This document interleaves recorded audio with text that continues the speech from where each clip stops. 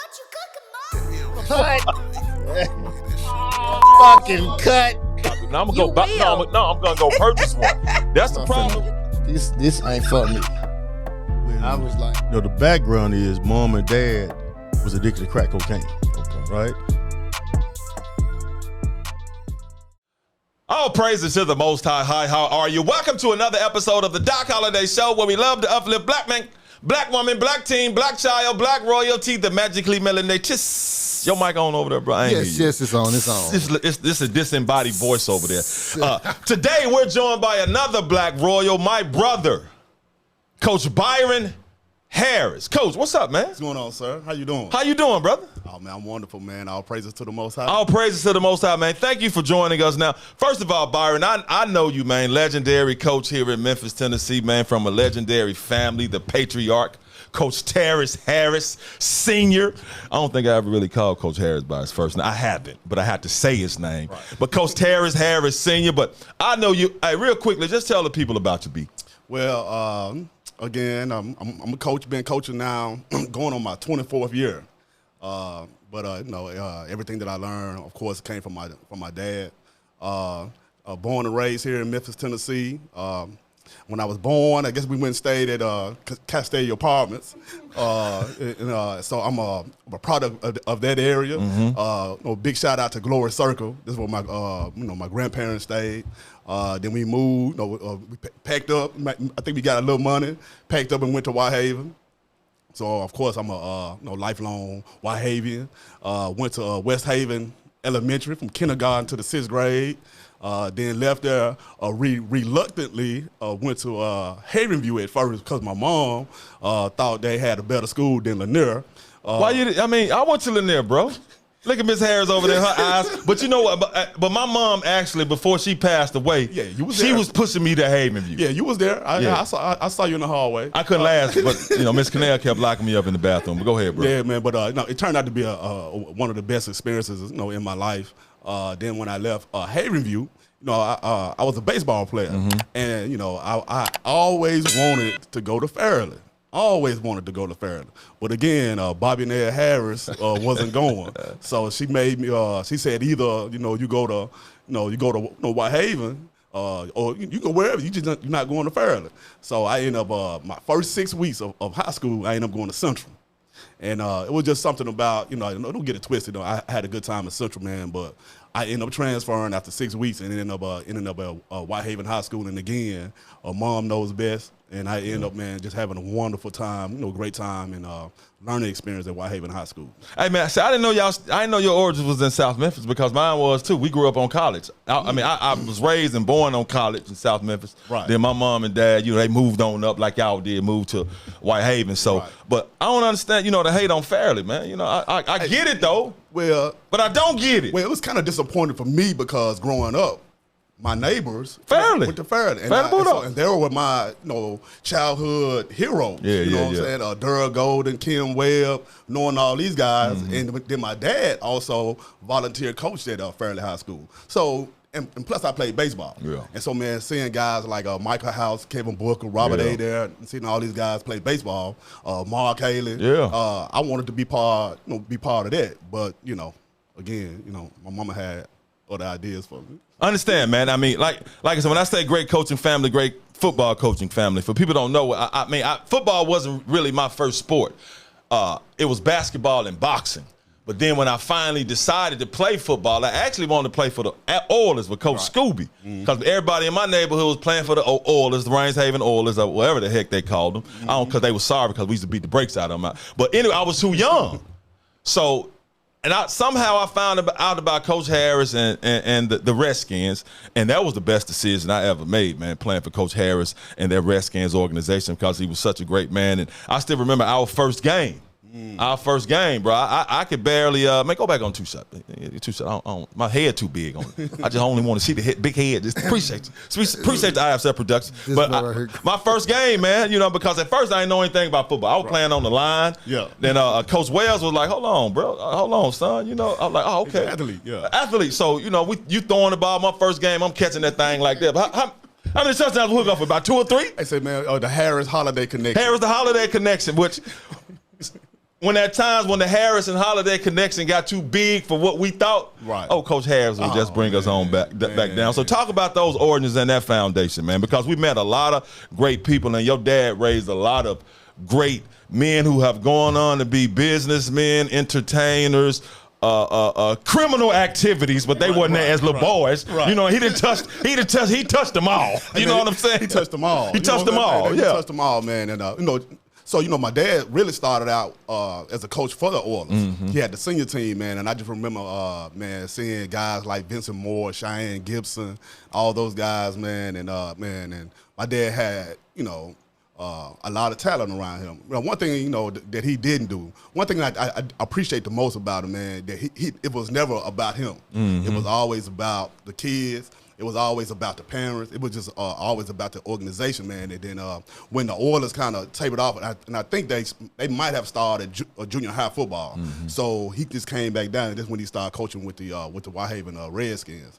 And man, just seeing him, and not only him, but my mom as well, because she was a cheerleader coach. Mm-hmm. And man, just having my cousins there as cheerleaders, and having some of the people that I went to school with when I was in elementary school to be part of the team, man, and just to see how they just formed a community, you know, an organization, man. And man, we just had a lot of great memories. Man, we had a lot of great football players. Like you said, now they all came from different types of backgrounds as we got older. But man, that organization produced a lot of free college scholarships, man, for a lot of young men, man, and we just had a ball, you know what I'm saying? So it was a great experience. Shout out to Ford Road and Walker Homes, man, because hey, that's where we had our fun, man. And I tell this story. So your dad used to pick everybody up in that little black van, the little bubble window. Yeah. But I always had a ride, but I didn't want to ride because I wanted Coach Harris to come get me. Yes, so I said, Coach, you want to come get me? You got to ride, boy. You know what I'm saying? I just want to get in the black van. That's right. I was able to do it a couple of times, and after that, you know, pops are like, pops and moms are like, I'll take you. But anyway, that started your foundation, man, to now that's your foundation in coaching. And now you've been coaching our young Royals over at Bellevue, man, and you've got your hand on a lot of talent as well. Talk about how it is leading these young men, man, based off what your dad laid not only in you, but your brothers as well. Yeah, well, before I do speak on that, I do want to give a special shout out to Coach Wales. Yeah, of Austin course, Wales, man, Coach Macklin, all those guys, Coach Givens. I mean, I'm telling you something, I really miss Coach Givens, man. Yes, sir. A lot of people don't know, like Coach Givens, would call me. Or I talked to him, man, and he gave me a lot of advice. Just seeing him, how he did things. He was old school, but, Coach Givens was real special guy. So, we truly miss him. But all those guys, laid the foundation, and not just my dad, but all those guys around us. And so when I became a coach, I was kind of forced into it. I really didn't know what I wanted to do in my life, to be honest with you. Yeah. When I graduated high school in 1990, man, I didn't walk across the stage at the University of Memphis until 1999. Mm-hmm. So, but the day that I graduated, a beautiful lady named Carolyn Joyner, who was my junior high teacher, now she was currently at John P. Freeman. The day I graduated, she found me and said, hey, show up at John P. Freeman on Monday. Man, I had a job. You know what I'm saying? Yeah. So within that job, I became the athletic director, the football coach, the boys basketball coach, and the baseball coach. And I've never, I never coached anything, man. So all the things that I remembered from my dad, Coach Givens, and all the rest of the coaches, man, I had to put that into play. You know what I'm saying? I had to do it real quick. But along my journey, man, I had some wonderful people around me. This is a guy named Ralph Irving. He was an assistant coach when his son played on the team, so he hit me out in football. He also hit me out in basketball. So all the knowledge that I have in basketball is because of Ralph Irving. I never played basketball. I might have played in the Y. I used to go to the Y. Thomas B. Davis, right? Yeah, Thomas B. Davis, what I'm saying? On Elvis Presley in the hood, or different Y? So I think we used to play right here in Hillcrest. Oh, okay. We used to play in Hillcrest old gym, man. We had some real good ballers, but man, I was short. I didn't start growing until I got into the 12th grade. Now, I was dunking when I was in the 9th grade. Yeah. Those who want to know. But so I never really just played organized basketball. My last football game was at Havenview Junior High. We lost to Lincoln Junior High on the second play in overtime, and so that was my last football game. So I wasn't, I haven't been playing or to be into film study and things of that nature. But my dad did raise 4 D1 football players. Yeah, no doubt. So just having that knowledge, I guess I had to take it to where when I got to John P. Freeman, man, and so just learning the game, getting the book. Back then we really didn't have videos to learn from, man, and just taking and speaking to other coaches about the game, and so I kind of developed. I guess I think my dad used to say I was always going to be a coach because of the things that I used to do when I was young, but I just didn't realize it. You know what I'm saying? But it turned out to be a good thing for me, man. So I'm blessed, man. There's no doubt about that. And your dad, yeah, he just quick correction. Yeah, he raised 4 Division I football players, but his umbrella is a lot more. Division I players, hundreds. Division II players, hundreds. Right. Division I, good people in the area. Yeah. Then the other, like we say, it's just a whole umbrella, how he touched people. Now, talking about Coach Harris, man, we know how great of a man he was, and we say was because unfortunately he passed away some years ago. Going back to that, man, how did that affect you when that happened? Because I know it affected me tough. Man, it was tough because especially, I was, when I started coaching, my dad was always on the sideline. And actually, man, when he got sick, this when when he really got sick, this when football season started. And I remember having this game, and we ended up talking to our kids. They kind of knew what was going on. And so they went out there, man. When I say they played their heart out, man. And then just have to leave there and go into the hospital to see my dad. My dad was a big man. Yeah, tough. Not a fat man, but a big, strong stature. So when people saw me, like, man, that man, he like a giant. You know what I'm saying? And to see him, kind of lose weight and stuff like that, and kind of struggle, man. So it was kind of tough. I remember it was a Saturday. We was at Baptist East, and I didn't want to see him like that, and. I remember walking into the room, and I think this when he really said his last words, spoke his last breath. And when he saw me, he said, "There he is." I always remember that. And when he said, "There he is," I can see I saw the life leave him. So that was his last words, man. He was kind of, I think he was kind of holding on until I got there, And I was already at the hospital, just being selfish, what I'm saying. And so when I got there. Everybody else was already there, and when I saw him, that's what he said, there he is. So once he said that, I think, he saw everybody, and this when he passed away. So, man, it was real tough. Yeah, how do you deal with something like that, man? Because, my mom died when I was 11, right? And y'all was there, Miss Harris was there, Coach Harris was there, because I was still playing for the Redskins. And that was a tough situation, right. But mine, so long ago, it still hurts. And you never know with depression that I had and anger issues growing up, that's probably one of the foundations of it. You know what I'm saying? I dealt with it whole monster kind of way. Right. How did you deal with it, man? Because I'm pretty sure at some point you get depressed and you get down and you like, God dang. Yeah, it was difficult, but I think, man, the beauty of my mom. Yes, sir. Being so strong.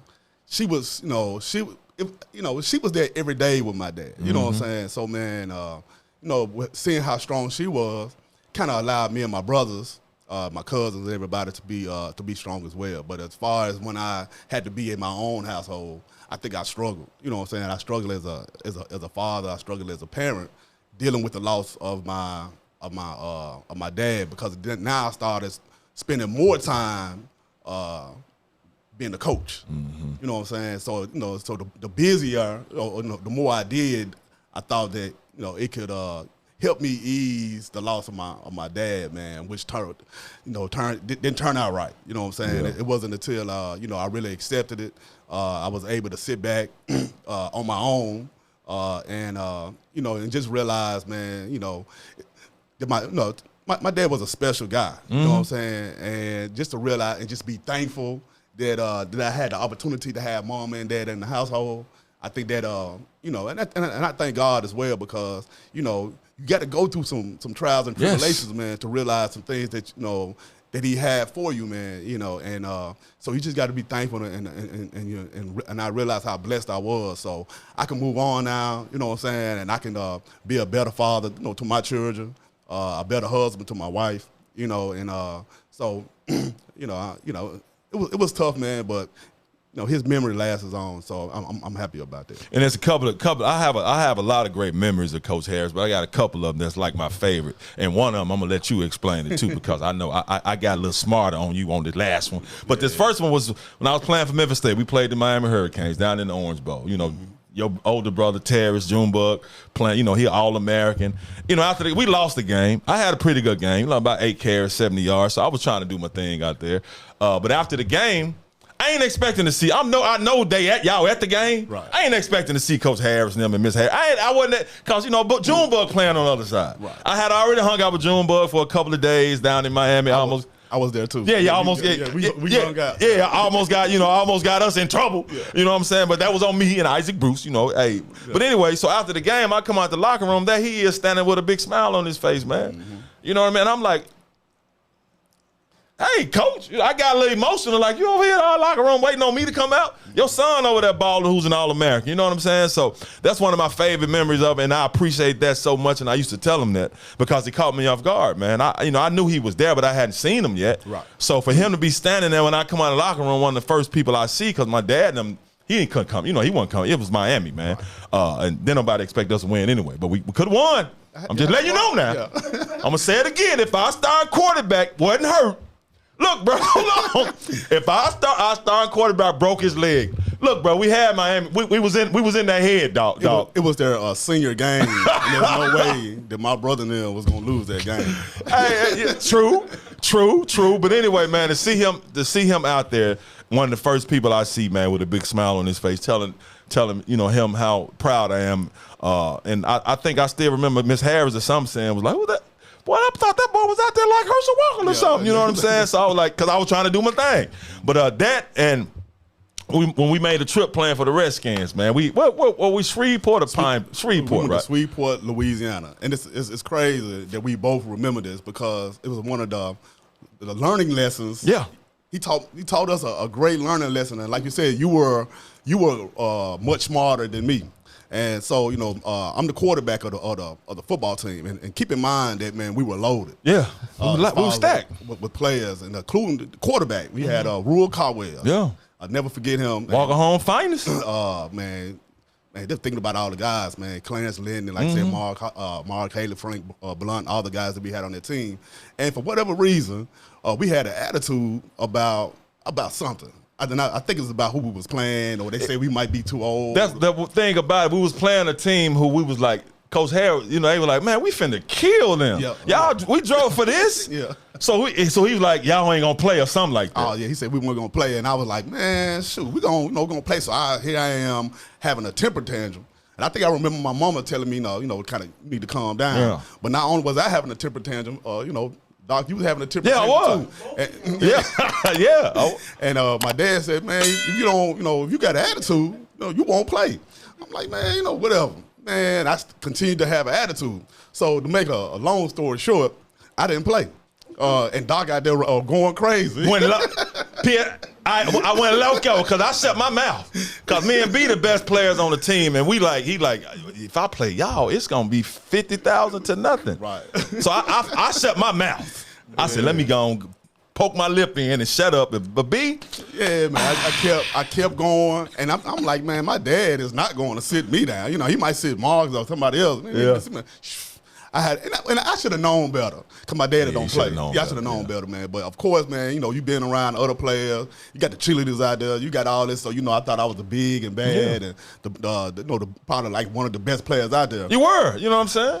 And they didn't need me. I tell you that. Because when Rule Caldwell got that quarterback, then nothing changed. He went to running all over the place. Yeah. Yeah, man. Cold blooded, man. We had some great guys, man, and it was a valuable lesson. So I know to this day, that's why I don't deal with attitudes.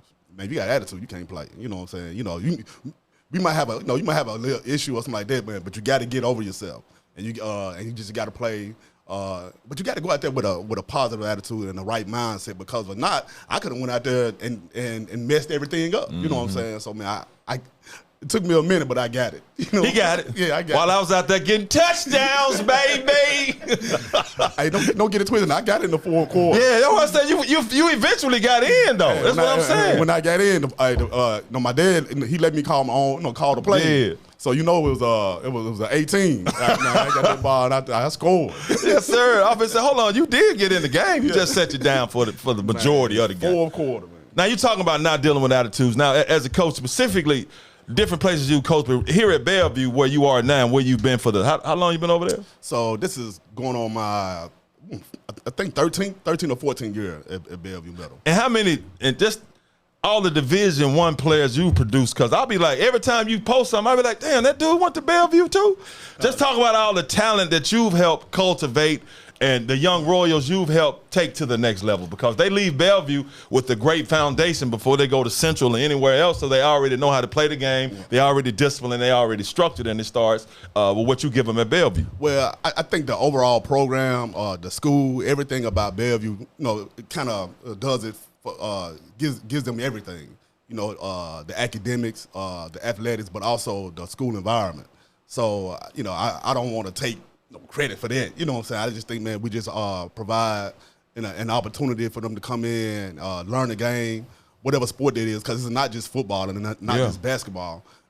Man, we do it, in all sports. You know what I'm saying? And I think, man, it's one of the things for me. I just want to make sure that, especially in football and basketball, that is competition. So, man, I think I remember one of the coaches said, man, you play too many kids.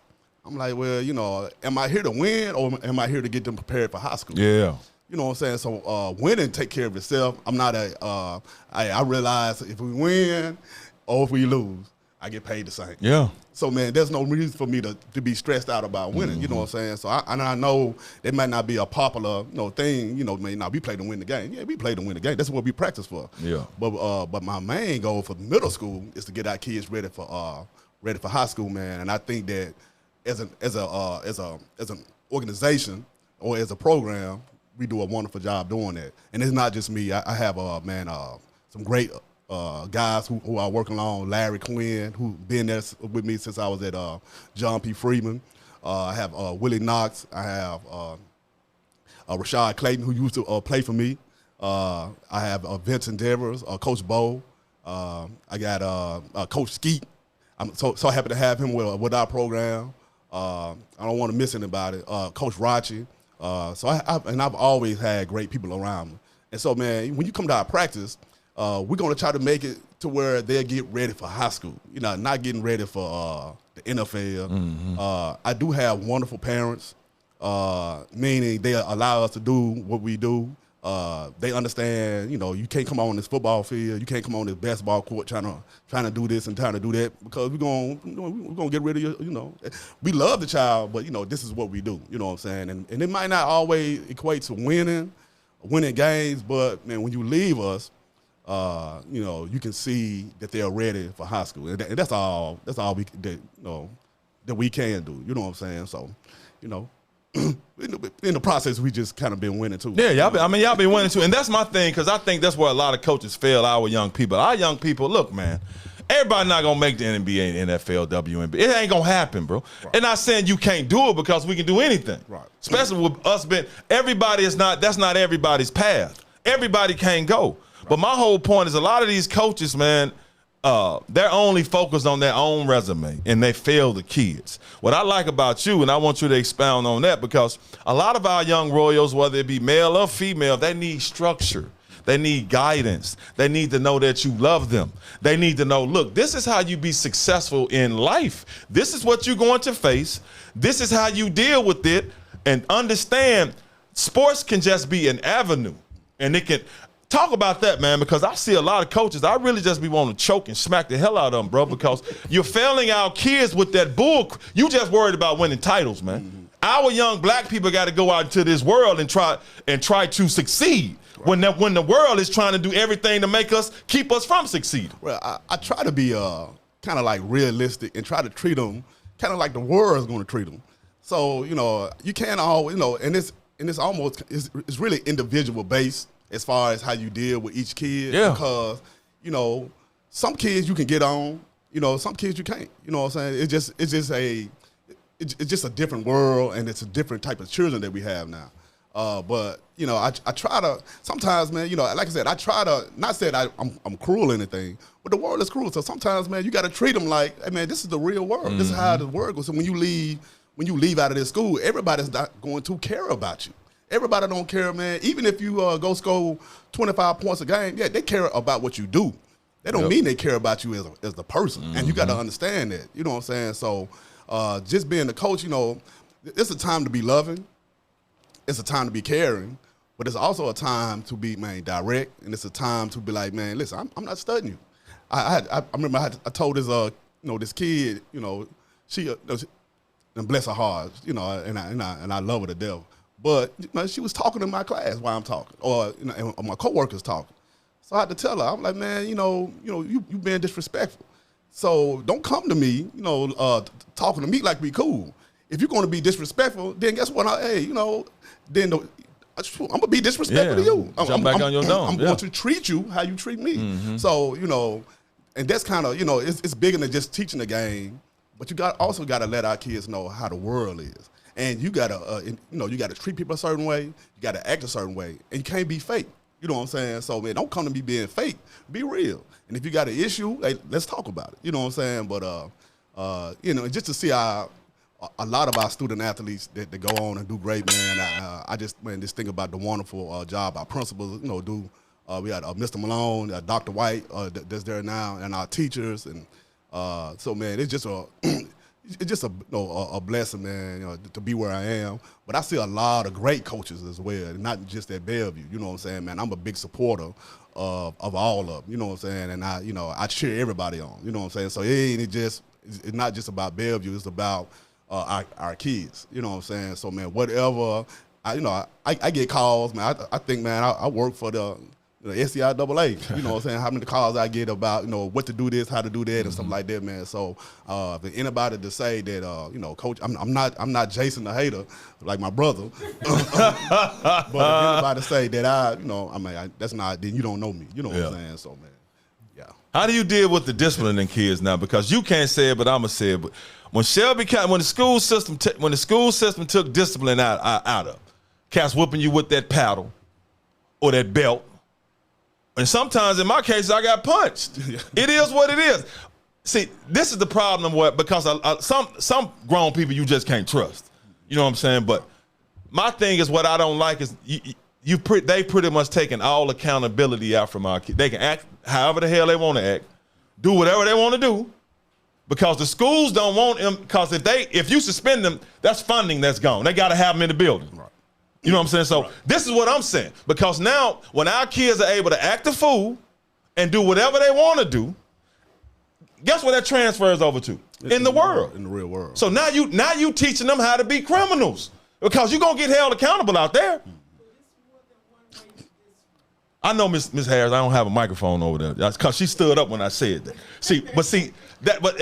And with all respect, that's the difference between the feminine energy, because my wife is and a male energy. Right. And that's how it has to go. Right. When you take that out, man, and they ain't got no accountability, now they out here, wow, because they think I can do whatever the hell I want to do because they just let me pass. Right. You know, and I do want to, kind of watch what I say. Now, I really didn't want you to, say nothing behind it. Right. I'm saying that. So now I'm like, how do you deal with disciplining the kids? Well, I'm consistent on what I do. You know what I'm saying? So, I realize we're in the day and age of videos, taping. So you have to, really, at the end of the day, I got to support my family. Yeah. So I have to watch what I say, but I think, man, when they know who you are, and and when you have a certain type of reputation, which is a positive reputation, then they don't, if you're stern, but yet you have to be fair.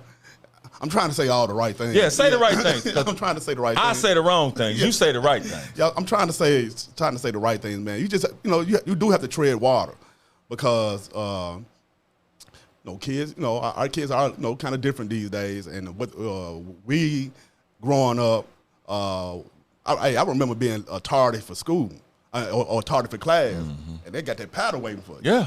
So, man, you'll see kids, man, hurry up getting to class. Hurry up getting there. Because teachers going to close those doors. You can't get in there. But, of course, like you said, some people might have abused that thing, growing up. Maybe, I don't know. But, you just have to, whatever the rules are, man, we have to follow them, you know what I'm saying, to the best of our ability, man. You know what I'm saying? So, well, I'm going to tell you what, since I don't teach no more, but at some point I did. I taught at a high school. And this was my approach.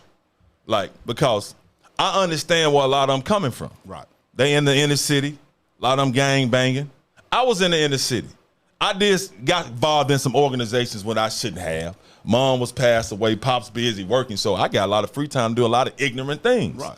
But my thing was, I used to point them out because what I taught, they would put a lot of the older kids in my class, the rambunctious ones. So I would talk to them, I'll meet them, and I'll let them know me. And I used to be like, okay, this is what we gonna do, my boy. I'm gonna let you come sit in my desk. We gonna arm wrestle. If you beat me in arm wrestling, you sit here. I used to get the biggest. You sit here for the rest. Every time you come to class, you sit here. I sit in your seat. Hey, he the teacher. Yep. Judge. Or I take him out, and I say this. I say, come here. You want to talk? Come on, bro. Come on, guy. Come on, my guy. I take him next door to the teacher's lounge. And all you hear was boom, boom, boom, boom, boom, boom, boom. Come on, coach, man, you crazy? Nah, I ain't crazy, bro.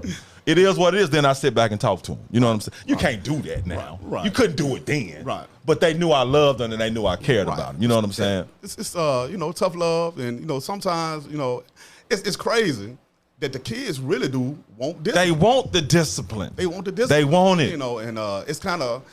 It's just crazy, man. They want the discipline, man. So you have to do what you can in order for them. Because sometimes, if you want them to do their work, you got to do something to get them to do the work. You know what I'm saying? If you want them to sprint in practice, it's something you got to do in order for them to sprint in practice.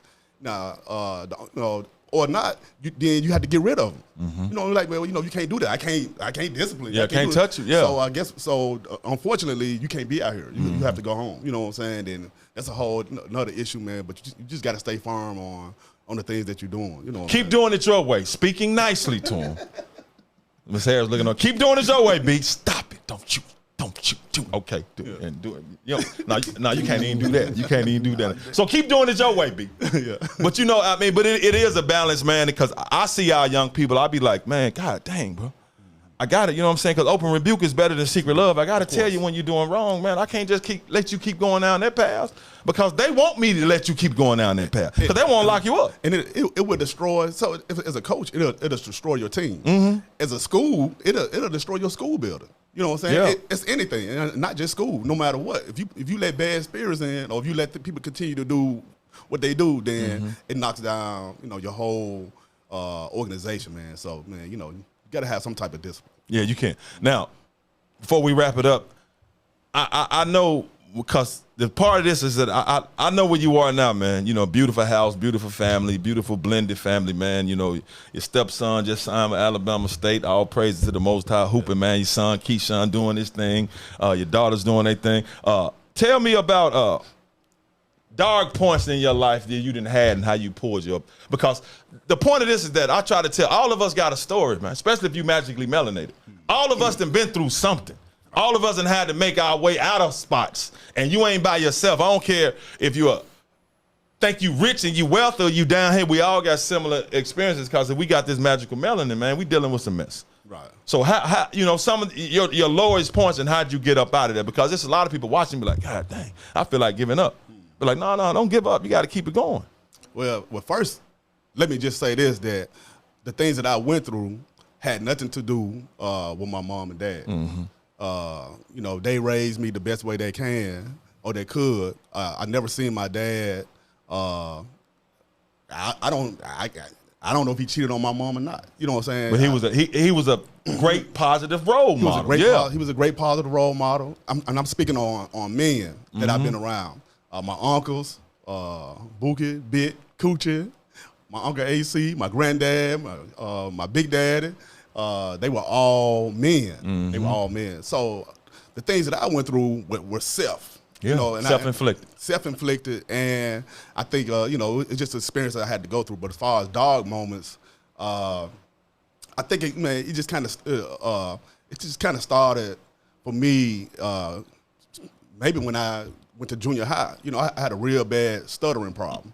So man, it kind of made me kind of insecure about, you know, just, you know, speaking or talking to other folks, especially not going to somewhere where I'm new. You know, if I would go somewhere when I was K through 6, man, I was cool because everybody knew you. Yeah. So man, I just kind of had that problem growing up. But you know, and just trying to experience what life is all about. So when I got my first marriage, I think, man, you know, when you listen to certain type of music, when you see what different people do, you think that's what life is all about. So I kind of disregarded everything that I saw my daddy did. I kind of disregarded everything that I saw my granddaddy did. You know what I'm saying? And I think I became more selfish. And in the midst of that, it was a lot of hurt. In the midst of that, it was a lot of pain. In the midst of that, you know, I had my oldest daughter, Brianna. You know, not being there every day for her. You know what I'm saying? I was, you know, she was a big part of my life. But as far as me thinking about her now, you know, man, you know, I wasn't there every day. You know what I'm saying? And you know, big shout out to Cedric Browser. This is her stepfather, great dude. You know what I'm saying, man? So you know, and I have all the utmost respect for him. You know what I'm saying? But you know, so things like that. You know what I'm saying? And I got married, and my wife at the time, she had five boys. Rico, Vontae, Keywan, Kiera, Dakar. And for whatever reason, I thought it was easy because my dad made it easy. Yeah, look easy. He make it look easy. Because, man, you know, he did. He made it look easy. So I'm thinking, yeah, man, I can do this right here and do other things, you know what I'm saying? And putting you know, sports, things of that nature in front of my family and doing things. So, you know, it didn't work out. It didn't work out. It had nothing to do with the kids. It just didn't work out because I don't know if I was ready. I just wasn't man enough. You know what I'm saying? It's just being truthful, man. And so once I got divorced, you know, it was a dark. Well, I ain't gonna say dark period because, man, after I got divorced, man, I had a 2-year great time. Oh man, I was like, man, I look in the mirror, I'm like, man, shoot, I'm looking good. Yeah, I'm free. Eyes free now. Eyes free. Yeah. Man, shoot, I had a great 2 years, but you know, after, you know, it came to a point of time, man, when you realize, man, shoot, man, it ain't really you having a great time. You're lonely. Yeah. But one thing I did wanted to make sure was that my daughter Kayla and my son Keyshawn was with me. So I didn't want them, you know, to have to go through the same thing that my oldest daughter Brianna went through. So man, through thick and thin, my kids were there. You know what I'm saying? And so that's what kept me motivated and kept me doing, because at that time they were they was at Bellevue with me, man. So I wanted to make sure, man, I had to start cooking. I had to start doing all types of stuff, man. You know what I'm saying? Yeah. And you know, then, you know, of course, man, the things that, you know, I just started remembering my dad, and I started remembering my uncles. I started remembering my granddad. I was like, man, I got to get back to that, man. Yeah. And eventually, man, I ended up you know, meeting my beautiful wife, Camellia, and she kind of helped me change. Well, I just knew what I didn't want to be, you know, what I was in my first marriage. Yeah. And so, man, I changed, but man, she just been a real blessing in my life, man, and having her and her children, Amar, AJ, and Kamaya, man, just been you know, it's just been a blessing, man. You know what I'm saying? So life hasn't been easy, but I didn't make it easy. You know what I'm saying? So I don't have anybody to blame. I don't have anybody to say, no, that's your fault.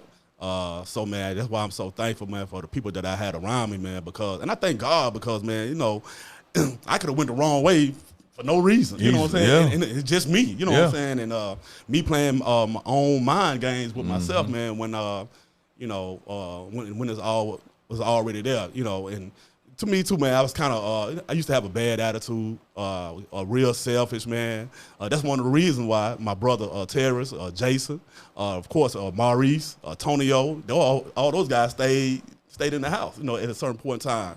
That's that middle kid stuff, bro. It's a middle kid. That's that middle kid syndrome, bro. I remember, man, my brother got a car. I'm like, man, hold up. What type of stuff is this? See? That ain't fair. We're just one. It's a different story. It was, if I was 4 years behind, like Jason was, we months. Yeah.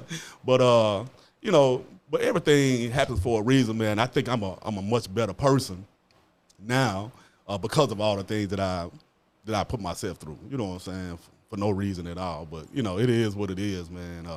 And I'm just thankful to be here. See, but the thing about it, B, that's why I love, man. I much more respect for you now because grown men can look at some point. I gotta look in the mirror and change. This ain't the way I had to do that. Right. But not only that, that's one point. Because grown men can look in the mirror, but like, I gotta change. I'm a problem. It's me. Two, the role models of black men that you had in your family, you like, hold on, whoa. Right. I've been shown how to do this right. Right, no doubt. Yeah. And that's why it's so important for us to show our young black men specifically how to do this right so they can be like, hold on, Coach Harris didn't do it that way. So shout out to you and salute to you on that, man. Anything else you want to add, bro, before we get up out of here, man? Man, first of all, man, just thank you.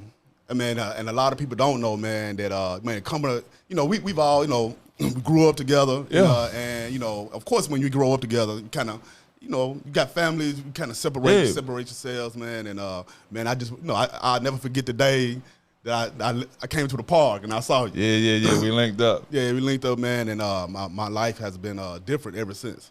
You know what I'm saying? So I appreciate you, man. I appreciate the platform that you have. But I just wanted to also, I know I sit here and talk a lot, about my dad. Yeah. But I just want to, be a special shout out to my mom. Of course, she said, "Hey, look, I'm gonna tell you something. Hey, when I said something about discipline, boy, Miss Harris stood up. Ain't no microphone over there, Miss Harris, so they can't hear you. Boy, she sat up in that chair. It is more. I know, I know that's the feminine part of the discipline. I know it's more than one way. So yeah, finish propping up because Ms. Harris is such a sweet, wonderful woman, man. Her and my mom became real close before my mom died. So yeah, finish giving Ms. Harris her rose. Yeah, I'm just saying, she was, she's always been there, man. I'll be 50 years old on August 6th. And my mom, she comes to all my games. You know what I'm saying? She's there if it's football, basketball, and not just mine. My Jason or my I have a niece that dance. I have whoever. You know what I'm saying? She's always there. You know what I'm saying? So man, just big shout outs to her. Big shout out to my wife. I just thank her for all the things that she does, man. And I'm still convinced that she's trying to get me fat. With all this food that she be cooking, man, I know my mom she said, well, don't eat. I said, well, nah, man, I'm gonna eat that food. Yeah. But man, and shout out to all the former athletes or in the present athletes that have came out that we have been blessed to hopefully influence in a positive way. Being a middle school coach is kind of tough because man, they really don't remember the middle school coach. They remember the high school coach. Yeah. They're older now. You know what I'm saying? So man, those who always come back and show their appreciation or show their thoughts or whatever, man. And just big shout outs to them. Even the ones who might have left our program and not happy, with what we've done, man. I ask you for your forgiveness. You know what I'm saying? And we only can do what we think is best. And we are not always perfect. And so we still cheer everybody on if you with us or if you're not with us.